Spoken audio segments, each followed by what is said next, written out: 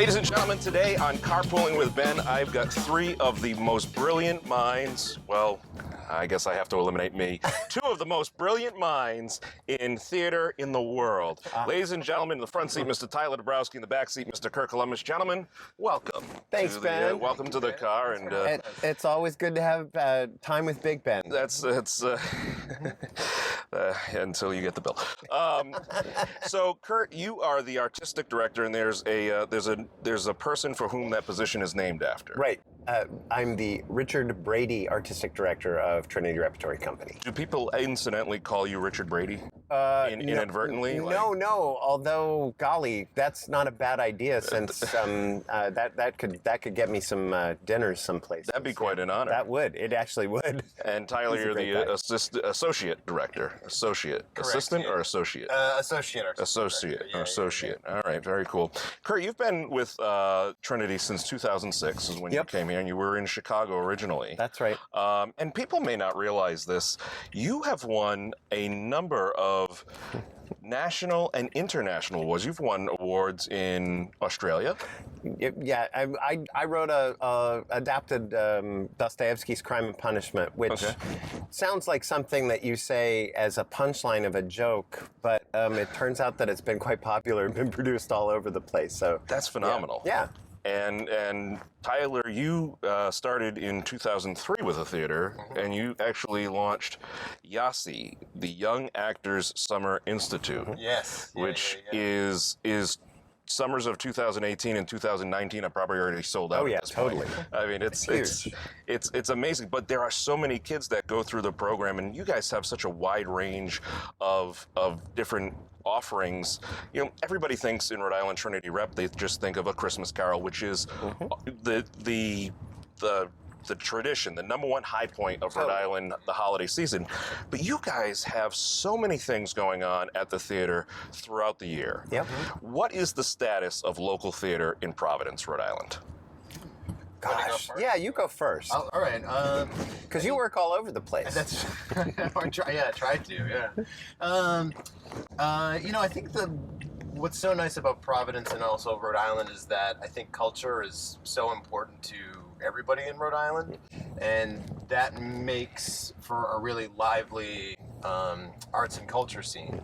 So, there are certainly more established theaters like Trinity Rep, and certainly a lot of people go to PPAC, but then there are also a lot of other theaters out there, including the GAM, which is in Pawtucket.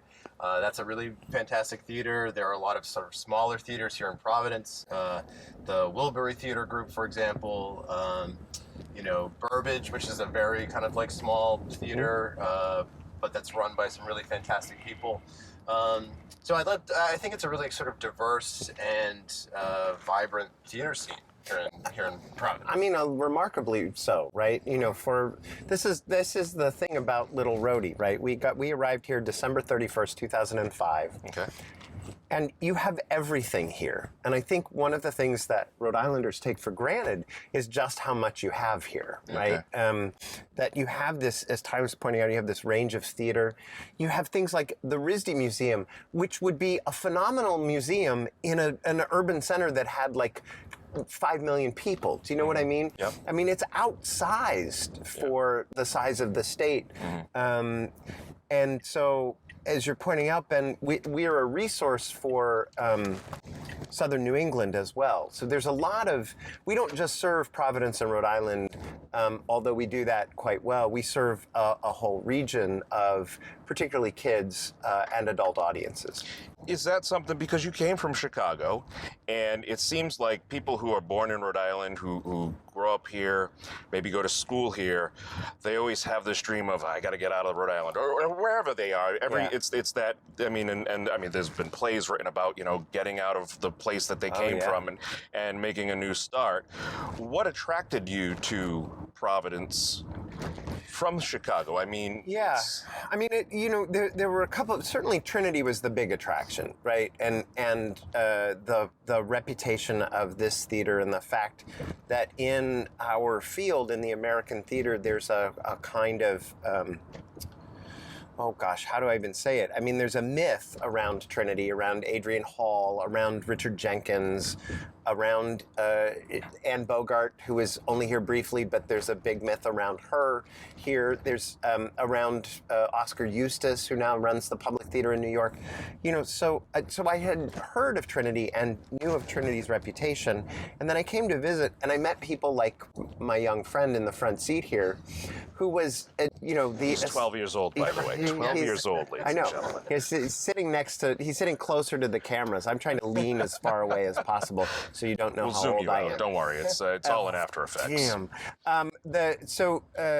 I met like the community of artists that worked here, and I really wanted to come. And then we started to explore things like the food scene and the art scene and there's like, now there's a huge music scene, Ben. So there's just, as you point out, like I think people who live here take for granted that there's this richness of culture, and it's kind of remarkable. And it's pretty supportive too, I would say, right? I mean, Yeah. I don't know what it was like necessarily in Chicago, but I know a lot of the theater artists that work here that we all work together in a lot of ways. I mean, it's a very friendly and supportive atmosphere and environment where we try to support other theaters and other theaters try to support us. We try to make sure that we go see each other's stuff, and like we just did Ricardo Fitzwiley's show, Yep. which was at Trinity, and Ricardo used to run Mixed Magic Theater, and now Jonathan, his son, runs it. But anyway, yeah, we all kind of You support. There's a lot of support for your own. Totally, yeah. Yeah. There's, I mean, Yeah. we're kind of the props shop and costume shop for Rhode Island. Trinity lends out costumes and properties to everybody who does a play in Rhode Island. Yeah. Do you know what I mean? Sure, sure. And that's who we are, and that's how we behave. We've talked about people who want to leave. Let's talk about the people who come in, because Tyler, you actually teach at Brown. You're part of that whole I mean, you both obviously are instructors, very well accomplished, and I mean, I'm hoping for a couple free lessons. Just something I can, teach me a sad face that, when I forget to make the bed at home and Susan comes home. So how can I do that? How can I express empathy? But I've learned a few words from you guys. You actually need a therapist for that. Ben. Oh. I'm just going to say that. That's All right. not an acting Well, let's teacher. bridge into that, because as part of the teaching program, you guys actually do teach, and men and women of Trinity Rep do education for doctors and therapists through Right. Brown and through a lot of different. So talk to me about the teaching aspect of what you do. Sure, yeah. I mean, we really like to consider ourselves a resource for the whole community, So that means not only do we offer classes for children, kids, that we're a resource for schools. We have an MFA program with Brown. We also offer classes for adults, but then we also provide a bunch of different kind of services using theater and drama, for example, to teach. Usually it's students in med school, but to teach them sort of bedside manner, to teach them empathy. We work with lawyers to help sort of role play what it would be like to be in a trial. So you have law students who are like trying to figure out what it would be like to have a witness on the stand, and we would have an actor come in and pretend to be that person. We also have programs for students on the autism spectrum. We do professional development for teachers. So we really try to make sure that we are a resource for lots of different populations and organizations in the community. And education for us isn't something that's separate. There's a lot of people in the arts and culture field who think that, education is somehow secondary to what we do. And I would contend that it's always, if you're really good at your art making, then you're always wanting to have some kind of component where you bring people into that, right? Where you set the table, if you will. And that's, so then education isn't something that you do as an add-on. It's just it's a part of who you are. And so we try to set the table as broadly as we possibly can. We try to invite people to sit with us and talk with us. We want to be a space where people have discussion about what it means to be citizens in a democracy. So education isn't a separate issue, if that makes sense. No, I think you're absolutely right. And you said, bringing people to the table. Curt, one of the things that you said to myself, the first, and Peter, we were with you with a group. We were planning a campaign together. And the first thing you said is, I want you guys at this table. Absolutely. I want the collaborative efforts. I want everybody in, because you realize that together, you can do a lot more than individually. Yeah, and theater emerged from this impulse over 2,000 years ago. The Greeks basically gave us the first what was to become sort of the theater that we see practiced on our stages today, and it came out of a community impulse, right? They didn't have like professional theater. They were sort of negotiating what it meant to be a post-tribal society, wow. Right? So they're emerging from a kind of tribalism, and they're like, hey, so do you think it's okay to sleep with your mother and kill your father? No? Okay, well, then let's write a play about it and call it Oedipus Rex. And then everybody can sort of discuss, hey, it's really a bad idea to sleep with your mom because the gods will get mad at you, and P.S. don't kill your dad. Do you know what I mean? Yeah. So that negotiation of communal identity rises up out of the same moment as theater and democracy. Wow. So That's very deep. Dude. I'm learning so much today. Yeah, that's, yeah. Supporting the local theater. Yeah. I mean, there's three guys sitting right next to you right there, Curt. Don't look now, but there's three guys. I've got my arm around it. You've been mistakenly identified as one of them at the one fourth point. Cardi. I know. You could be the fourth Cardi. I keep The hoping. long-lost Cardi. Yeah, the long-lost Cardi brother. Just show up to Mom's house, Right. and well, Ron said to me she'll last feed night. you. Ron said to me last night, "You're too tall." Hey, it works, and it's all good. But community support, you guys have, and Trinity Rep has such a great network of supporting corporations, individuals, very philanthropic people who just love what you do. And let's face it, without them, what would happen? Well, we wouldn't survive. I mean, there are very few, and I'm not just saying it because I'm sitting next to the plush toy versions of Nairobi, but there are very few people that are as philanthropic as like the Cardis, because they're above and beyond. It's without those partnerships, though, we just don't exist. Look at ticket sales only cover a fraction of the cost of tickets. Why? Because we do all these education programs. Because we're in 100%, we have programs that touch students in 100% of Providence's public schools. Okay? Where's the support for that? Yeah. Portions of the ticket price go to support that, and you can only make up the difference by fundraising. And so that's really a big part of the business that we're engaged in, is partnering with people to make up that difference, so that we're able to offer free tickets to kids, so that we're able to offer, education programs to teachers, to schools. That's how it works.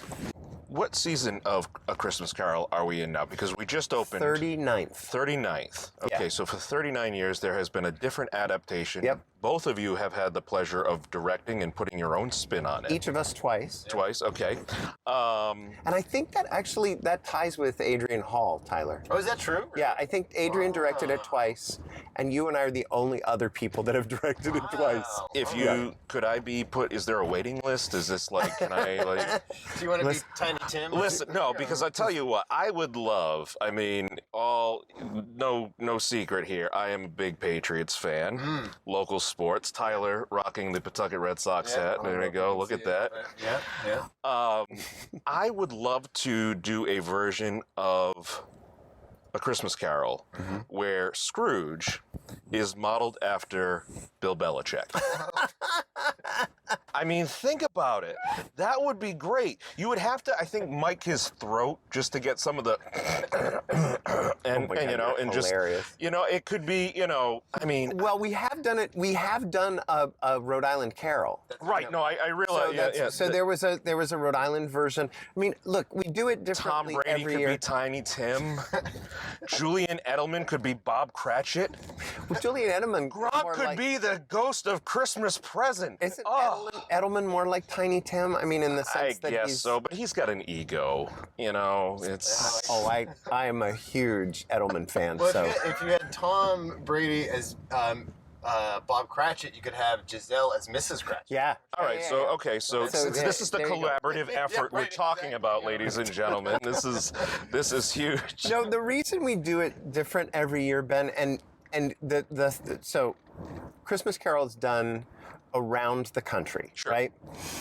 Our Christmas Carol is the 6th most attended Christmas Carol in the nation. Wow. And our theater is half the size, either half the size or smaller than any of the other theaters that top the list. Wow. So I always say to people, for the size of our theater, we are the most attended Christmas Carol in the nation. Yeah, that's that. I mean, that's the marketing hat right there. I Well, like it, and you it's know? also the doing it new every year Yes. hat. You know what I mean? Like, I think if you do the same thing, years ago when I was an actor, I was in a Christmas Carol where I showed up for my costume fitting on the first day, and I was like, this costume kind of smells funky. And the lady, this was back when you could smoke in the costume shop, and she's sitting there with the cigarette hanging out of her mouth. She's like, oh, honey, last year the guy was a really big sweater.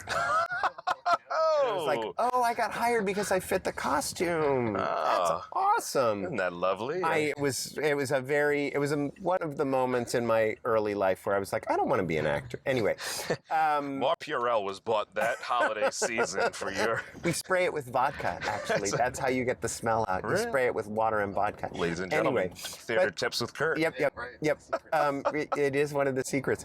But the thing that is true about ours is that it's every year you can revisit it and find some new joy in it. Okay. Like this year's production has a lot of music in it. Some really incredibly beautiful music, partially because we have all these great singers in it. Hard Times Don't Come Around No More is in this year's version. Okay. And it's this amazing, beautiful song that has not been in a version before. Okay. So, you know, that's the goal for us, is to make it so that people experience it as a new story every year. Right, Tyler? Is Yeah, that? no, absolutely. And you know, the more you talk about it, it's also I'm reminded about how so many school kids come to see it, and often it's Yep. their first experience with live theater. You know? Yep.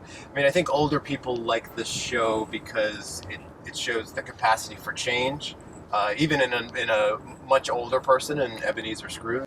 And I think the kids also respond to not just the ghosts, which are really fun, like the magic in the story, but also this idea that we're all in it together. You know, that's the lesson that Scrooge learns at the end, where helping your fellow man is the best thing a person could do. And I think everyone can respond to that. It's good to be reminded of that, honestly. You know, I think that's good no matter what shape it takes. And I love that we do it every year. But I think that message stays strong, right? Yeah, totally. You guys lead an amazing team. You have some of the most amazing, engaging actors We really do. and actresses. Absolutely. You have a phenomenal support staff, from your box office personnel to your the people who are working in the office, making sure that the administrative side is all taken care of. Speak to how you guys have curated, I mean, literally over the 10 years and beyond. I say 10 years because that's how long you've been here, Curt. Yeah. How you curate and how you maintain such a high level of excellence with your on-stage and off-stage staffing. Well, it's nice to hear that said. That's a very nice is thing. really nice. It's true. For us to hear. It is Thank you. absolutely true. I mean, it's funny. We just did a marketing survey, and one of the things that people, all of them, like everybody to a person, commented on how great the experience with the box office was, and you're like, oh, that. Again, I got here and people would say to me, Trinity is a jewel, and I realized that it's, this institution isn't about me or about us or any individual. It's a public trust on some level. And so we hold a public trust because that building now and the things that we have done over the years in that building has a place in Rhode Island imagination. Do you know what I mean? Yeah. So we're not just dealing with making shows for ourselves. So we have to make it the best possible experience for the people who put their trust in us to hold the public trust, if that makes sense. It's funny, Ben, because when I got here, no one had done a renovation of the lobbies in like since Anne Bogart left. She painted the place white, and they never repainted it. And so one of the first things that I did, because we walked in and my husband was like, this is a beautiful building that no one has taken care of. And if you're going to lead this theater, you have to make the building beautiful so that when people walk in, they start having a beautiful experience already. It's great. So we there's a historic glass dome that was made by a Rhode Island artist. We had that cleaned and rehung, and it's this beautiful feature in our lobby. We did a historical paint analysis and did a paint renovation to all the spaces. We put in new carpet, and we just put in more new carpet. So the people when they come into the theater, they're already having a beautiful experience. So I'm glad that has taken root because we think it's important. Have you ever talked to somebody, this a question really just off the cuff, have you ever talked to somebody who's come to Trinity for the first time seeing a show other than A Christmas Carol? Oh yeah, all the time. What is that like for you? Well, how does that conversation go? I mean, what is I imagine there's a level of excitement. Yeah, the thing that they always point to is just how amazing our resident actors are. Yeah. Right? So that's like one of the first things that comes out is, oh my God, this company that you have is so incredible. Often, one of the next things that they'll point to are the students from our Brown Trinity MFA program. Okay. Oh my God, these kids are so talented. How do you, how is it that you have them in your on your bench, if you will? Yeah. And then oftentimes they just point to the experience of, I've never seen theater like this, because one of the hallmarks of a Trinity show is that the audience is part of the show. Right? Yeah. So we always take into account how the audience's experience is the experience of the play, if that makes sense. Sure. Right? Okay. Am I saying it in a good way, Tyler? Yeah, absolutely. Yeah. And, I just met, we just did a wonderful show called Appropriate. Yeah. That closed maybe 2 weeks ago. Amazing. And recently for our non-Christmas Carol shows, our season subscription, we started a new program called Prologues, which is an hour before the show starts. The audience can come and learn about the play, meet one of the actors, and just kind of get a context for what they're going to see. And I was doing the prologue this particular night, and I ran into these two people, this older couple, and I was sort of like giving a Trinity shorthand. I was saying, well, Angela, who's one of our resident acting company members, can't do the prologue tonight.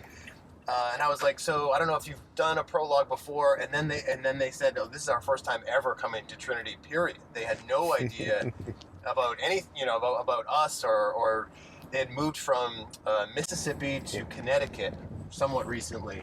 And we're just sort of getting to know the local art scene, And it's just like, it's so all of our subscribers are people that, we consider our friends Yeah. and people that, help us bring great art to Rhode Island.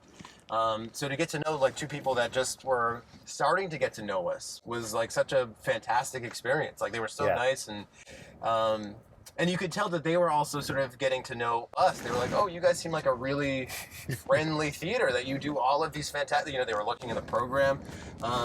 So just like that experience was such a positive one. So that's what comes into mind when you say like new people. Yeah, I mean, I think for every show we bring in, new people of all different ages, Yeah.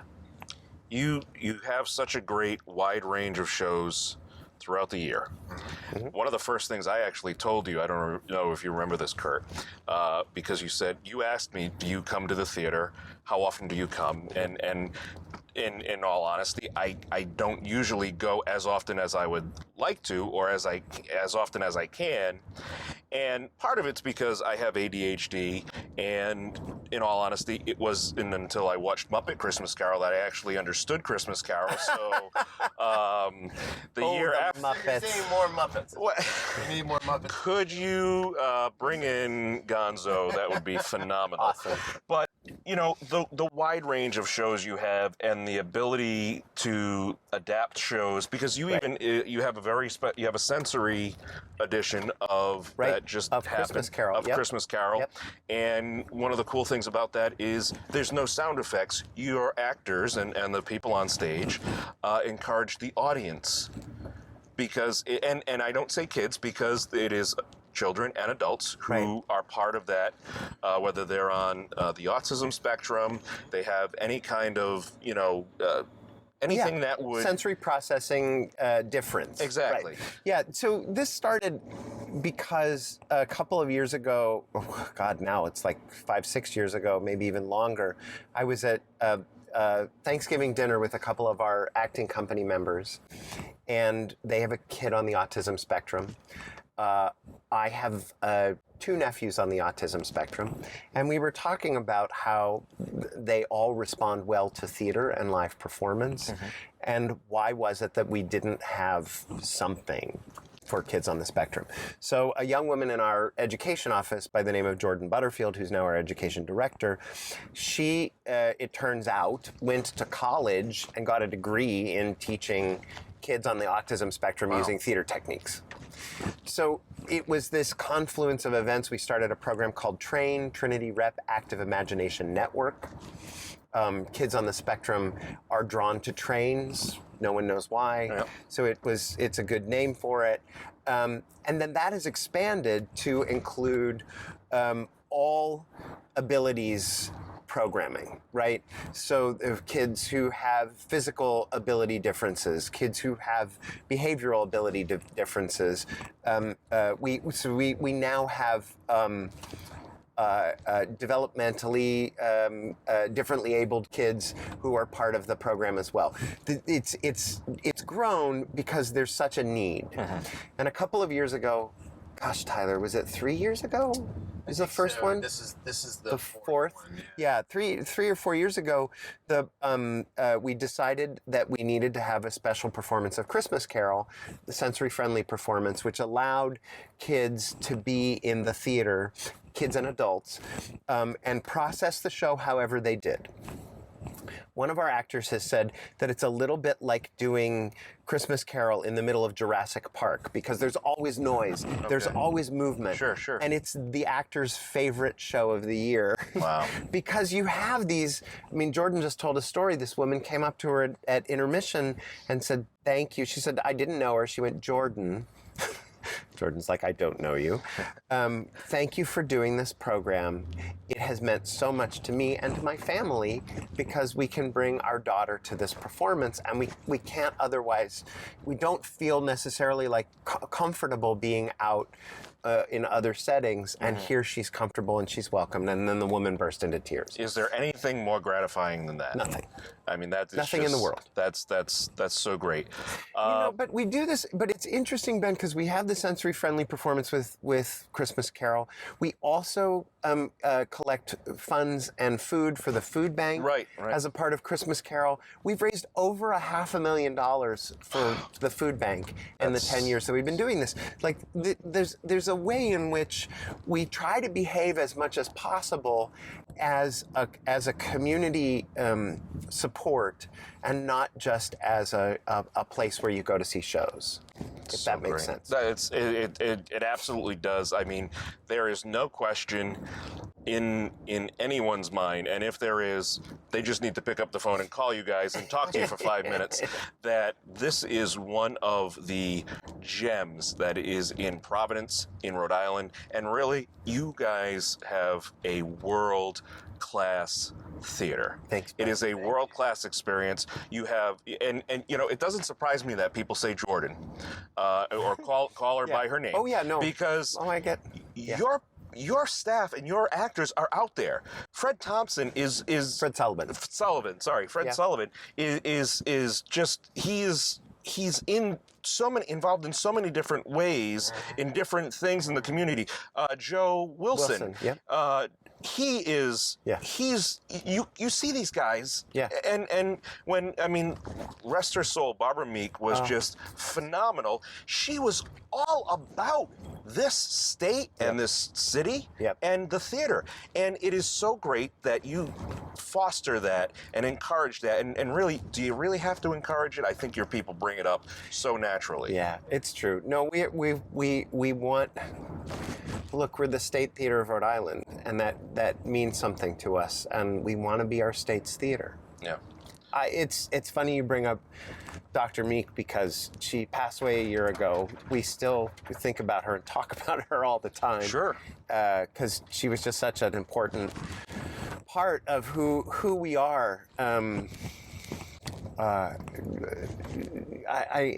It's hard to even put it into words. It is that idea of continuance, of longevity, of commitment, of Barbara, rigor is a word that comes to mind, and the practice of our form, which is so it's passed down from generation to generation, and that's a big part of who we are. And we're also, just speaking of passing it down to generation, we're doing Midsummer Night's Dream, Shakespeare's Midsummer Night's Dream, in February and March, and we're allowing every 11th grade student in the state to come see it for free. Wow. So that's part of, that's another. We got a grant from the state for that, and so we're doing that as a part of the outreach. Because it's the 50th anniversary of our Project Discovery program, which is the education program that started all of the things that, that end up having train and everything. You know what I mean? That's so great. Yeah. Ladies and gentlemen, come to the theater. Come to the theater. That's the bottom line. Just come to the theater. There's so many great things. Yeah. If you have if you want more information, obviously they have a phenomenal website. One of the greatest things, can I just tell you? Please. Is a couple years ago we were doing a story with the Rhode show, and I got to come to a rehearsal, and I watched you direct, and you have this pace to you, and you had a yardstick in your hand, and I'm watching, and I watched. Did you really do that? He was just pacing and watching, and and they stopped. You stopped because it was funny. I'll never forget this. The kids were they were doing. There was the part in Cratchit's house where they're describing Scrooge and Screw the Baleful. Yeah. And I'm sitting there in my mind. I'm thinking, what the heck does baleful mean? And it was your job as the director. I don't know if you knew it. Maybe I just blurted it. You said, what is baleful? You stopped it and you said, think about what you're saying here for a second. Bale. I mean, it was so great. And I learned so much in that. And I was so happy when I went. I told Susan, I'm like, they're going to say baleful. Yeah. I know what that word means now. It was awesome. Oh my It's God, you're such a great hilarious. fun thing. Folks, come to the theater. Come see Trinity Rep's A Christmas Carol. If you haven't had a chance to, you can get tickets after Christmas. So if you have friends and family coming in from out of town, December 26th, that goes all the way through till New Year's Eve. Folks, come out and see the shows other than A Christmas Carol. Gentlemen, thank you so much for coming in the car today. It's been awesome. Our total pleasure, Ben. Yeah, Thank absolutely. you. If you want Always more, welcome, man. Always welcome. Yeah. Come in, and we'll come back. I mean, next time maybe I'll get to ride in the front. Absolutely, we can. We might make that happen. So.